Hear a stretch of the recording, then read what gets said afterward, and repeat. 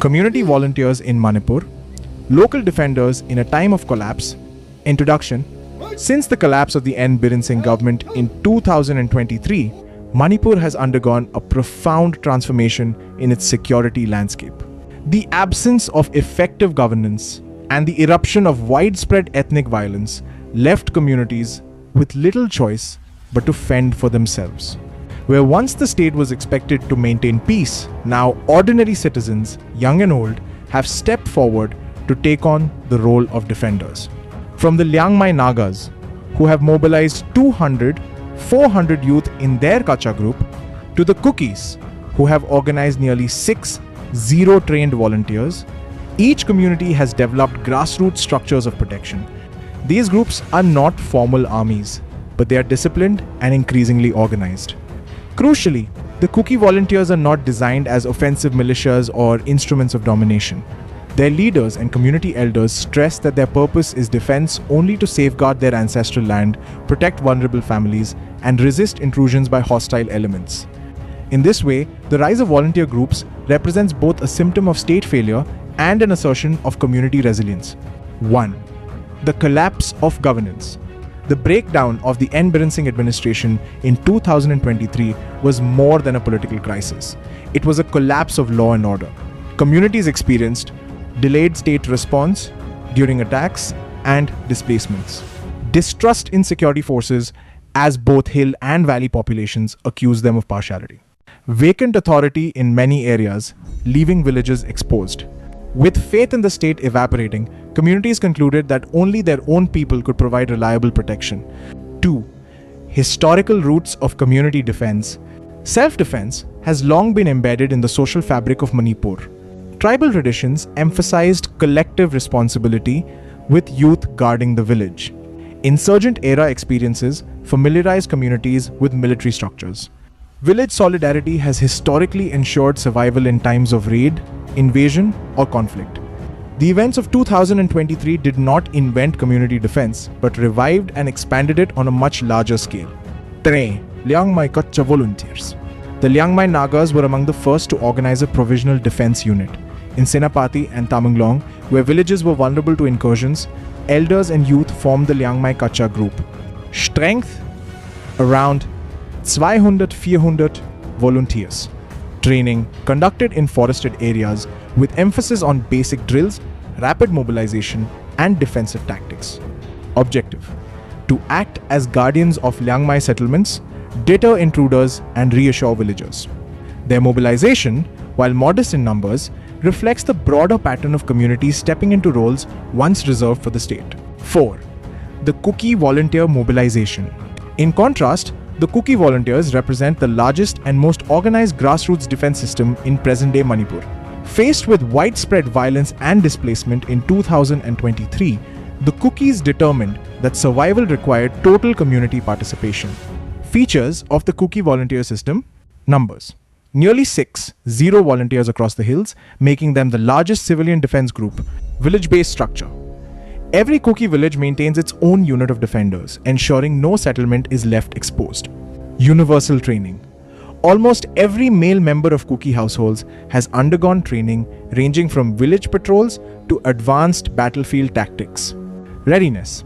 Volunteers are prepared for emergencies, capable of responding quickly to intrusions or defending their communities in prolonged encounters.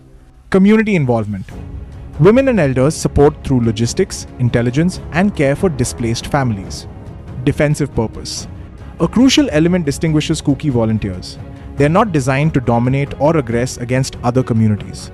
Community leaders emphasize that the volunteer system is purely a defense mechanism to protect ancestral land from encroachment, to safeguard families and villages from intruders, to ensure that displacement does not erase Kuki identity or heritage.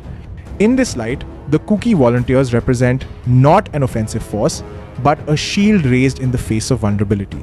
5. Motivations behind volunteer forces. Across communities, several shared motivations explain why volunteers were formed. 1. Survival. Villages under attack needed rapid defense. 2. Self-reliance. With no neutral authority available, self-defense became the only option. 3. Identity assertion. Organized defense reinforces the community's right to exist. 4. Protection of homeland, preventing ancestral lands from being abandoned or taken by outsiders. 5. Youth empowerment, mobilizing young men into disciplined roles of responsibility. 6. Defensive philosophy of the Kuki volunteers. The Kukis have clarified repeatedly that their volunteer forces exist not to wage war, but to ensure peace through protection. Their defense philosophy can be summarized as no first strike. Volunteers are not mobilized for aggression. Shield, not sword. Their role is to guard, not to conquer. Homeland defense. Every village, every field, every ancestral site is to be preserved. Civilian focus. The priority is ensuring the safety of women, children, and elders. This framing is important to distinguish the Kuki volunteers from insurgent groups or armed militias with offensive agendas. 7. Comparisons. Liangmai and Kuki approaches. Liangmai Kacha group. Smaller, formative, symbolic of Naga resilience in specific districts. Kuki volunteers. Larger, highly organized, rooted in universal male training, explicitly defensive in nature. Together, these examples reflect the broader reality of Manipur's post-2023 security. Defense has become local, not state-driven. 8. Implications for society. The rise of volunteer groups has reshaped society in several ways. Community confidence. Families feel safer knowing their own protectors stand guard. Shift of authority. Village commanders and elders often command more respect than state officials. Risk of militarization. Sustained training and mobilization may entrench armed culture. Solidarity across generations. Men fight, women support, elders advise, everyone plays a part. 9. Challenges ahead. While volunteers offer immediate protection, they also bring challenges. Escalation risks. Clashes between rival groups can worsen conflict. Resource burden. Sustaining thousands of volunteers strains limited community resources. Legal ambiguity. Their role exists outside state sanction. Peace-building obstacles. Heavy reliance on self-defense may harden ethnic divides. 10. Possible futures. Several futures are possible. 1. Integration. Volunteers could be formally recognized or absorbed into state defense structures. 2. Autonomy. Villages may continue functioning as self-defended enclaves. 3. Fragmentation. Rival defense forces could prolong conflict. 4. Peace role. Once stability returns, volunteers may be repurposed into reconstruction and peace committees. Conclusion. The collapse of the N. Biren Singh government in 2023 forced communities in Manipur to confront their own vulnerability. Out of this crisis, local volunteer defense groups emerged symbols of resilience and survival. The Liangmai volunteers illustrate a formative defense unit of 200, 400, while the Kuki volunteers stand out as a vast network of nearly 6 zero-trained defenders. Importantly, the Kukis insist their volunteers are not meant to dominate others. They are a shield, not a sword created to defend villages, families, and ancestral lands against intruders. In this way, the rise of community volunteers is both a testament to the courage of Manipur's people and a warning of the dangers of prolonged state failure. Whether these forces will evolve into lasting peace builders or entrenched militias depends on the path the region takes in the years ahead.